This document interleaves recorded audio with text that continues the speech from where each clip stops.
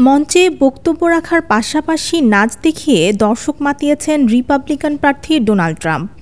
৩০ August একটি দাতব্য সংস্থার অনুষ্ঠানে যোগ দিয়ে নাচ দেখিয়ে সোশ্যাল মিডিয়ায় ভাইরাল হন ট্রাম্প। ওয়াশিংটন ডিসিতে দাতব্য সংস্থা মমস ফর লিবার্টির বার্ষিক অনুষ্ঠানে অংশ নিয়েছিলেন ট্রাম্প।